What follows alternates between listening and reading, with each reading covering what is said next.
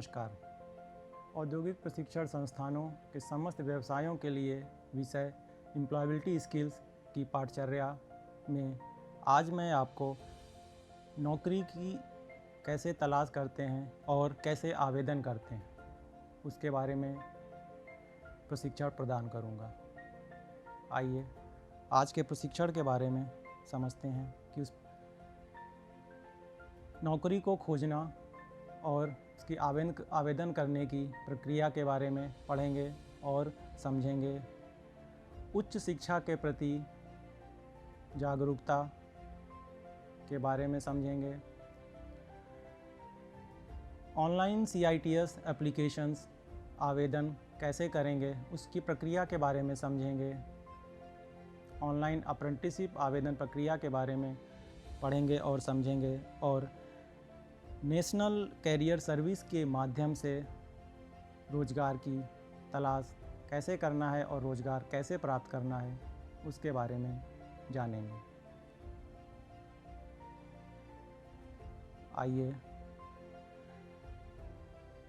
उच्च शिक्षा के प्रति जागरूकता के बारे में समझते हैं कि उच्च शिक्षा के प्रति जागरूकता क्या है। प्रशिक्षार्थी का कैरियर शैक्षिक संसाधनों के प्रति जागरूक होना अति आवश्यक है। ITI को पूर्ण करने के बाद, ITI का प्रशिक्षण प्राप्त करने के बाद किन किन क्षेत्रों में युवा अपना कैरियर बना सकता है और किस प्रकार से अपने शिक्षा में बढ़ोतरी कर सकता है, किस प्रकार से अपने शिक्षा का विकास कर सकता है, उसके बारे में उसको जागरूक होना अति आवश्यक होता है। इसी क्रम में बहुत से कोर्स युवाओं के लिए मौजूद हैं, जिसमें हमारा पहला है BVOC, बैचलर ऑफ वोकेशन की डिग्री। बैचलर ऑफ वोकेशन की डिग्री में विश्वविद्यालय अनुदान आयोग UGC द्वारा कॉलेजों और विश्वविद्यालय शिक्षा में कौशल विकास से आधारित उच्च शिक्षा शुरू किया गया है, जिसके अंतर्गत छात्र को, प्रशिक्षार्थी को डिप्लोमा, एडवांस डिप्लोमा प्राप्त होता है। जो कोर्स वो NSQF अलाइंड कोर्स होता है। NSQF अलाइंड कोर्स के अंतर्गत वो प्रशिक्षण प्रदान करते हैं और उनको सर्टिफिकेट और डिप्लोमा प्राप्त होता है। हम देख सकते हैं कि इसके अंतर्गत डिप्लोमा 1 ईयर और NSQF लेवल 5 का प्रमाण पत्र मिलता है।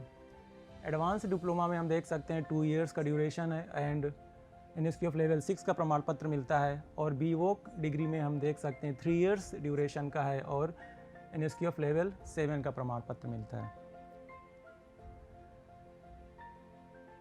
अगला शिक्षा का विकास वो कर सकते हैं 12वीं समकक्ष की डिग्री लेकर। भारत सरकार ने युवाओं के शिक्षा के विकास के लिए और उनकी उच्चतर शिक्षा के लिए कुछ योजनाएं कार्यान्वित की हैं, जिसके अंतर्गत NIOS और कुछ राज्य के माध्यमिक बोर्ड्स हैं, जो अगर युवा ने 2 साल का ITI से डिप्लोमा प्राप्त किया है और उसके उपरांत वो हिंदी या अंग्रेजी कि एक भी विषय में या कह सकते हैं किसी भी विषय में अगर वो उत्तीर्ण हो जाता है तो उसे 12वीं के समकक्ष डिग्री प्राप्त की जाती है।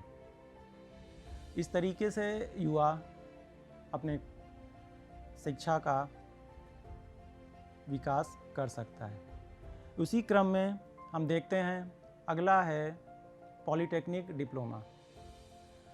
ITI पास करने के बाद में 2 वर्ष का डिप्लोमा जब युवा प्राप्त कर लेता है उसके बाद में वो पॉलीटेक्निक डिप्लोमा में एज ए लेटरल एंट्री, मतलब दूसरे वर्ष में, सत्र के पाठ्यक्रम के दूसरे वर्ष में वो सीधे एंट्री प्राप्त कर सकता है, सीधे दाखिला ले सकता है और अपना डिप्लोमा, 3 वर्ष का डिप्लोमा पूर्ण कर सकता है। इसी क्रम में सरकार ने एक योजना चलाई है जिसे हम बोलते हैं RPL, recognition of prior learning.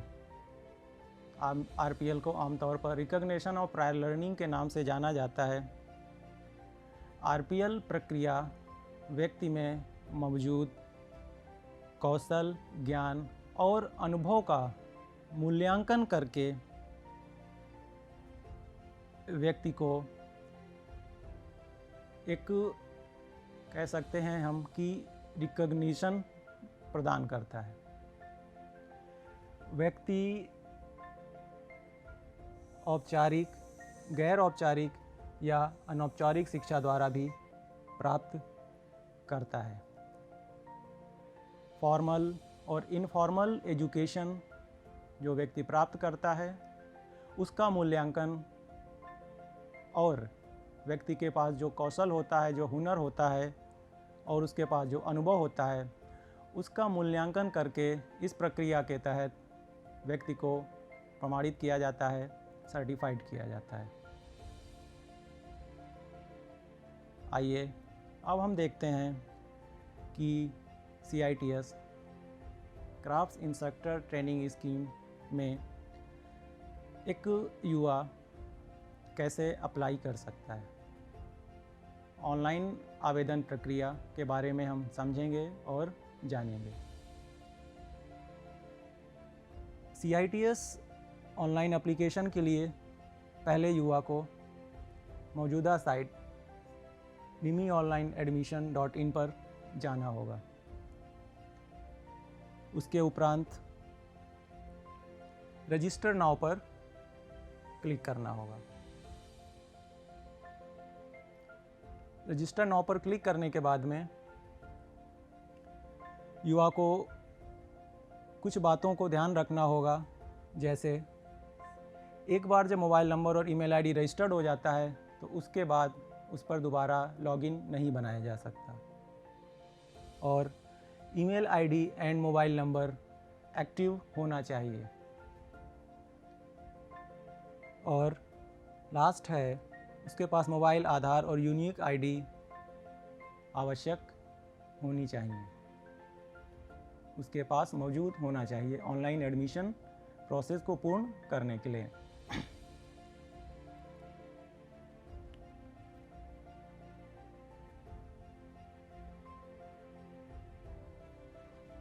प्रथम स्टेप के बाद में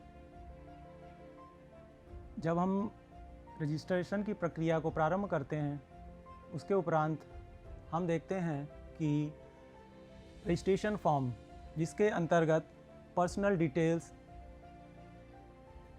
फिल करनी होती हैं आवेदक को। पर्सनल डिटेल्स में applicant's name, date of birth, पिता का नाम, माता का नाम, gender, category, physical status, marital status, Aadhaar number, mobile number, email ID, अगर डिप्लोमा उत्तीर्ण है तो डिप्लोमा का ऑप्शन, अगर ITI उत्तीर्ण है तो ITI उत्तीर्ण का ऑप्शन फिल करना, ITI सर्टिफिकेट का प्रमाण पत्र नंबर भरना, सर्टिफिकेट टाइप प्रमाण पत्र किस तरीके का है, और उम्मीदवार का प्रकार, ITI का ट्रेड और qualified for CITS under. In fields को फिल करने के बाद में अगले पेज में उसको अपना परमानेंट एड्रेस फिल करना होगा। परमानेंट एड्रेस में सिटी, स्टेट, सारे पार्टिकुलर्स उसको अपने भरने होंगे। करस्पॉन्डेंस एड्रेस अगर सेम है परमानेंट एड्रेस की तरह, तो आप सिंपल से यहाँ पर युवा को टिक करना होता है। टिक करते ही करस्पॉन्डेंस एड्रेस और परमानेंट एड्रेस, स्थायी पता और पत्राचार पता का कॉलम फिल हो जाएगा। करस्पॉन्डेंस सिटी सारे जो डिटेल्स हैं, ये जो स्थायी पता है उसके अकॉर्डिंग यहाँ पर ऑटोमेटिक सिस्टम एक्सेप्ट कर लेता है। इसके बाद में युवा को, आवेदक को सबमिट करना होगा। सबमिट बटन को क्लिक करने के पश्चात अगले स्टेज में क्वालिफिकेशन डिटेल्स फिल करनी होंगी। क्वालिफिकेशन डिटेल्स में exam passed, school, board, university, year of passing, subject, percentage of marks and grade fill करना होगा। इसके बाद टेक्निकल क्वालिफिकेशंस में examination passed, university, batch, certificate number, course duration, percentage of marks और grade fill करना होगा। Academic और technical qualification fill करने के बाद में आवेदक को सबमिट बटन प्रेस करना होगा। सबमिट बटन प्रेस करने के बाद में ये फॉर्म कंप्लीट हो जाएगा और आवेदक नेक्स्ट फॉर्म की तरफ मूव कर जाएगा। जो स्टेप 5 है, स्टेप 5 में है अपलोड डॉक्यूमेंट्स। इस स्टेज में आपको डॉक्यूमेंट्स अपलोड करने होंगे से संबंधित photo and signature, community certificate अगर आवश्यक है, 10th सर्टिफिकेट अगर डिप्लोमा डिग्री है और अगर आप रिजर्वेशन कैटेगरी में हैं तो। इन सर्टिफिकेट्स को अपलोड करने के बाद में, डॉक्यूमेंट्स को अपलोड करने के बाद में आप यहाँ पर एज ए प्रूफ तरीके आप नीचे देख सकते हैं कि ये डॉक्यूमेंट्स आपके अपलोड हो गए हैं। नेक्स्ट स्टेज आता है ट्रेड डिटेल्स। डॉक्यूमेंट अपलोडेशन के बाद में हम नेक्स्ट पेज पे मूव करते हैं, जहाँ पर हमें ट्रेड डिटेल्स और एग्जामिनेशन सेंटर्स के बारे में पूरी जानकारी प्रोवाइड करनी होती है, जिसमें हमें ट्रेड के बारे में, जिस ट्रेड में हमें पढ़ना है वो हमें फिल करना है। और एग्जामिनेशन सेंटर्स में हमें वो सेंटर्स चूज़ करने हैं अपनी सुविधा के अनुसार, जहाँ हमें परीक्षा देना सुविधाजनक रहे। उन सेंटर्स में 4 चॉइसेस हैं, 1, चॉइस नंबर 2, चॉइस नंबर 3 और चॉइस नंबर 4। यहाँ पर ध्यान देने वाली बात यह है कि अगर आप चॉइस नंबर 1 में एक सेंटर को फिल कर देते हैं, उसके उपरांत आप चॉइस नंबर 2 में उस सेंटर को दोबारा फिल नहीं कर सकते हैं। आपको चारों चॉइसेस में अलग अलग सेंटर्स चुनने होंगे। सेंटर चूज़ करने के बाद में आपको अप्लाई नाउ पर क्लिक करना होगा। अप्लाई नाउ क्लिक करने के बाद में आपकी सूचना इन्फॉर्मेशन पोर्टल पर सेव हो जाएगी। इसके उपरांत आप डॉक्यूमेंट जो अपलोड किए हैं उसका प्रीव्यू देख सकते हैं। आपने जो जो इन्फॉर्मेशन प्रोवाइड की है उसकी डिटेल्स आपको प्रीव्यू में मिल जाएगा। जब आप डिटेल से संतुष्ट हैं, सेटिस्फाई हैं, इसके बाद में आपको कन्फर्म एंड पे फीस के बटन को क्लिक करना होगा। कन्फर्म एंड पे फीस बटन क्लिक करने के उपरांत आप देख सकते हैं कि एडिट एप्लीकेशन का ऑप्शन आपको एक बार शो करेगा। अगर आपको कुछ चेंजेस करने हैं देन आप एडिट एप्लीकेशन करेंगे, अन्यथा सिस्टम को कंफर्म कर देंगे कि फ़ी पेमेंट के लिए। फ़ी पेमेंट कंफर्म करने के बाद में आपके पास में ये इंटरफेस जनरेट होगा। इस इंटरफेस में आपकी डिटेल यहाँ पर शो करेगा, अमाउंट कितना है, एप्लीकेशन आईडी क्या है, आपका नेम, बिलिंग एड्रेस, सारा डिटेल शो करेगा। और लास्ट में पे नाउ का ऑप्शन आपको मिलेगा। पे नाउ के ऑप्शन पर क्लिक करने के उपरांत आप पेमेंट गेटवे पर पहुंच जाएंगे। पेमेंट गेटवे पर आपको ट्रांजैक्शन से रिलेटेड सारी सूचनाएं फिल करनी होंगी। सूचनाओं को फिल करने के बाद में अगर आप जिस मोड से पेमेंट करना चाहते हैं, नेट बैंकिंग के थ्रू पेमेंट करना चाहते हैं, डेबिट कार्ड से पेमेंट करना चाहते हैं या क्रेडिट कार्ड से पेमेंट करना चाहते हैं, उसकी सूचनाएं आप जब सिस्टम को प्रोवाइड कर देंगे और इसके बाद में जब कंफर्म कर देंगे, कंफर्म करने के उपरांत आप देखेंगे कि लास्ट में आपका पेमेंट कंप्लीट होते ही ये मैसेज आपके सिस्टम पर शो करेगा। Application process completed successfully. और इसके उपरांत आपका फॉर्म कंप्लीट हो जाएगा। तो इस प्रकार आप CITS एप्लीकेशन का आवेदन कर सकते हैं और इस तरीके से एप्लीकेशन फिल कर सकते हैं। अब आइए अगले स्टेप में हम आपको बताएंगे कि अप्रेंटिसशिप के लिए आप कैसे आवेदन करेंगे। अप्रेंटिसशिप की ऑनलाइन आवेदन की प्रक्रिया के बारे में समझेंगे। सबसे पहले आपको apprenticeshipindia.org जो सरकार का पोर्टल है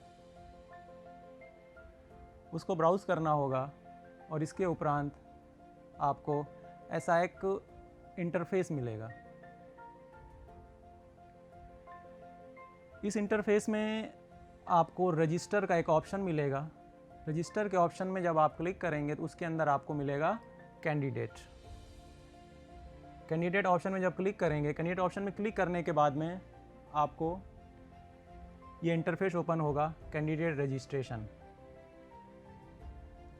रजिस्ट्रेशन इंटरफेस में जो विभिन्न फील्ड्स हैं वो आपको फिल करनी होंगी। आपको नेम फिल करना होगा, ट्रेड फिल करना होगा, डेट ऑफ बर्थ फिल करना होगा, मोबाइल नंबर फिल करना होगा, ईमेल आईडी कंफर्म करना होगा और आपको पासवर्ड प्रोवाइड करना होगा।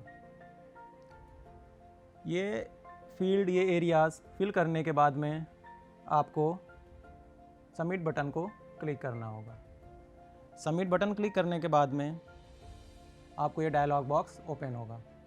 एक मैसेज आपके स्क्रीन पर फ्लैश करेगा, रजिस्ट्रेशन कंप्लीटेड।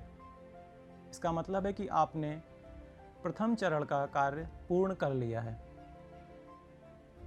रजिस्ट्रेशन कंप्लीटेड के बाद में अगले स्टेज की तरफ हम बढ़ेंगे और आपके ईमेल आईडी जो आपने ईमेल आईडी प्रोवाइड की है वहाँ पर आपको एक एक्टिवेशन लिंक प्रोवाइड किया जाएगा। एक्टिवेशन लिंक में आपको एक्टिवेट बटन होगा। एक्टिवेट बटन को आपको क्लिक करना होगा। एक्टिवेट बटन को क्लिक करते ही आप देखेंगे कि लॉगिन के लिए आपको इंटरफेस प्रोवाइड कर दिया जाएगा। आप दोबारा से पोर्टल में जाएंगे और लॉगिन के लिए अपना डिटेल प्रोवाइड करेंगे और पासवर्ड जो आपने पासवर्ड और ईमेल आईडी रजिस्ट्रेशन के समय प्रोवाइड की थी वही डिटेल आपको यहाँ प्रोवाइड करनी है और इसके उपरांत आपको लॉगिन बटन को क्लिक करना है। लॉगिन बटन क्लिक करने के बाद में आपके पास ये पेज ओपन होगा जिसके अंतर्गत आपको अपनी प्रोफाइल कंप्लीट करनी है। प्रोफाइल के अंदर आपको विभिन्न योग्यताओं के बारे में जानकारी देनी होगी। किन सेक्टर्स में आप कार्य करना चाहते हैं उसके बारे में आपको जानकारी देनी होगी। ये सारी सूचनाएं आपको मुहैया करानी होगी और इसके बाद में आप देखेंगे कि जो भी आपने फील्ड जो जानकारी आपने मुहैया कराई है अगर उस जानकारी में आप कुछ बदलाव करना चाहते हैं, कुछ चेंज करना चाहते हैं तो उसके लिए आपके पास ऑप्शन अवेलेबल है एडिट बटन का। एडिट बटन पर आप क्लिक करके जानकारी को सूचना को आप चेंज कर सकते हैं जो सूचना आपने प्रोवाइड की है। अगले स्टेज में हम देखेंगे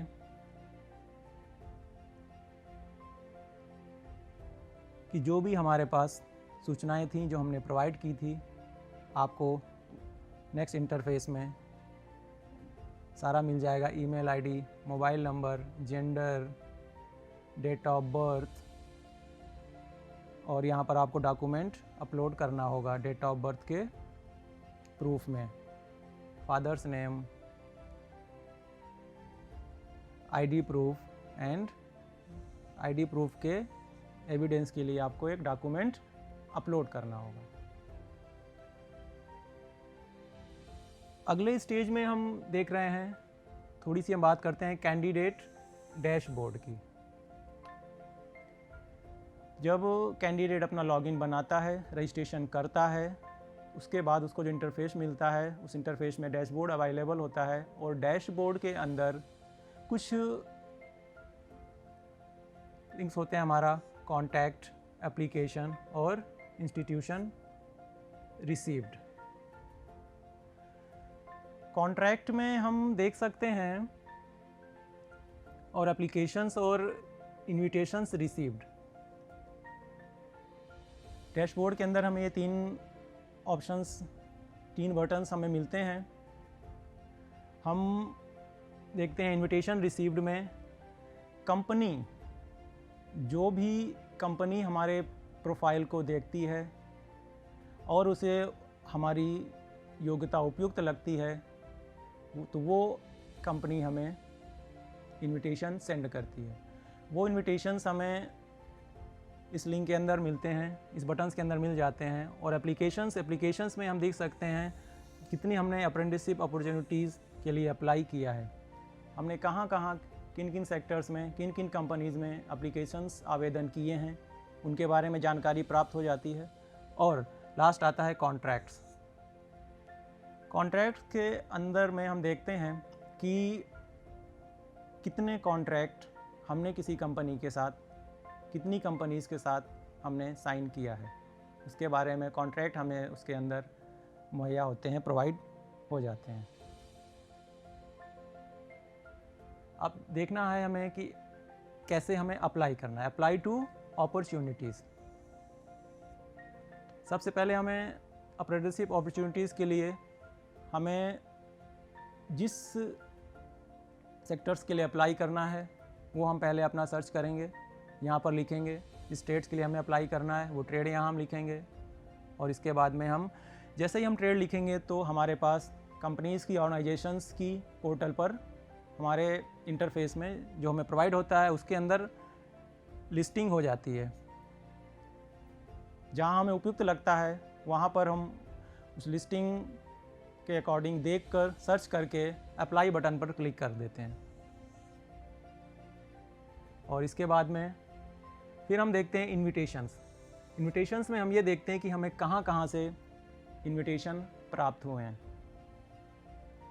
उसमें हम देख सकते हैं, इसके अंदर सारी लिस्टिंग आपको मिलेगी जहाँ से हम इन्विटेशन प्राप्त होंगे, हम व्यू कर सकते हैं और उसमें अप्लाई भी कर सकते हैं। इसके उपरांत एप्लीकेशन एंड सिलेक्शन प्रोसेस के बारे में इंटरफेस में हमें सूचनाएं मिलती हैं। हमने एप्लीकेशंस जो हमने किया है, अप्लाई किया है, उसकी यहाँ पर लिस्टिंग रहती है। यहाँ से आप अप्लाइड ऑन भी देख सकते हैं, स्टेटस भी देख सकते हैं और एक्शन भी देख सकते हैं। और लास्ट में हम देखते हैं कि यहाँ से एक्सेप्ट कॉन्ट्रैक्ट। जब सारी प्रक्रिया पूर्ण हो जाती है, तो जब हमें जिस कंपनी में अप्रेंटिसशिप के लिए अप्लाई किया था, उनसे हमें उनके कॉन्ट्रैक्ट को हमें एक्सेप्ट करना होता है। तो जब हम एक से ज़्यादा कंपनीज़ में अप्लाई करते हैं तो इस मेन्यू के अंदर हमें कंपनीज़ की लिस्टिंग, जो कंपनीज़ हमसे अप्रेंटिसशिप हमें प्रोवाइड करना चाहती हैं, उनकी लिस्टिंग, उनके कॉन्ट्रैक्ट्स यहाँ पर शो करते हैं। उन कॉन्ट्रैक्ट्स को हम यहाँ से देख सकते हैं व्यू ऑप्शन से, और लास्ट में जाके हम साइन कर सकते हैं। साइन का ऑप्शन हमें नीचे दिया हुआ है, यहाँ से हम साइन कर सकते हैं।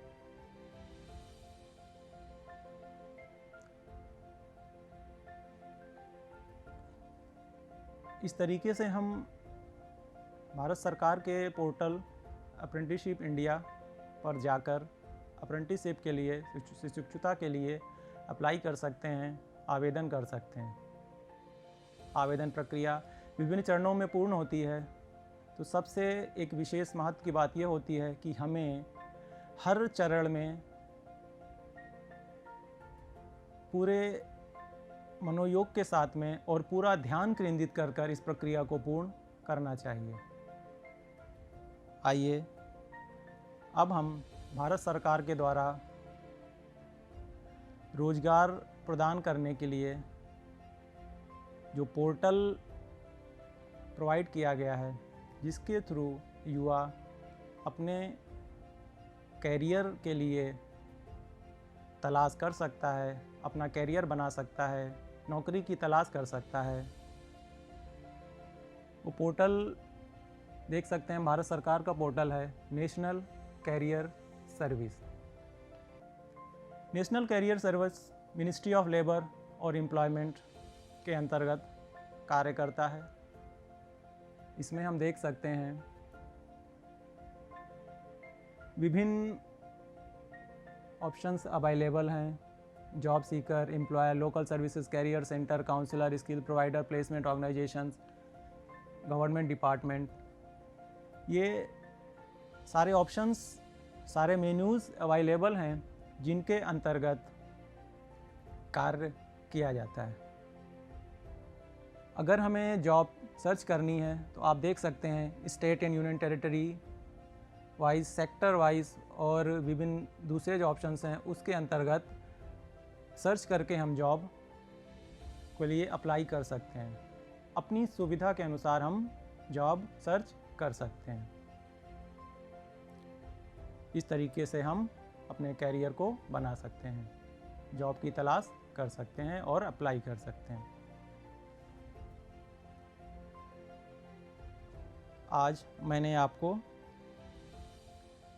नौकरी की तलाश कैसे करनी है और आवेदन कैसे करना है उसके बारे में प्रशिक्षण प्रदान किया है, और उसके अंतर्गत हम लोगों ने जाना कि नौकरी को कैसे अप्लाई किया जाता है, उसको कैसे सर्च किया जाता है। उच्च शिक्षा के बारे में हमने समझा, उच्च शिक्षा की जागरूकता की अहमियत को हमने समझा, और ऑनलाइन CITS एप्लीकेशन का आवेदन कैसे करते हैं उसकी प्रक्रिया के बारे में समझा। ऑनलाइन अप्रेंटिसशिप का आवेदन कैसे करते हैं उसकी प्रक्रिया के बारे में समझा, और नेशनल कैरियर सर्विस के माध्यम से हम जॉब की सर्च कैसे करते हैं और जॉब को अप्लाई कैसे करते हैं उसके बारे में पढ़ा और समझा।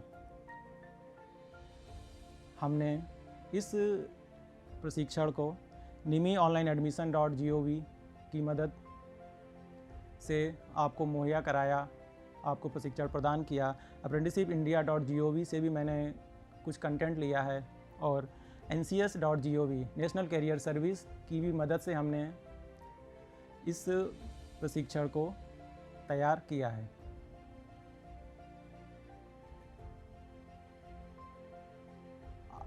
आज मैंने आपको नौकरी की कैसे तलाश करते हैं और उसको कैसे आवेदन करते हैं उसकी प्रक्रिया के बारे में प्रशिक्षण प्रदान किया। आशा है आपको यह प्रशिक्षण भविष्य के लिए मददगार साबित होगा। धन्यवाद।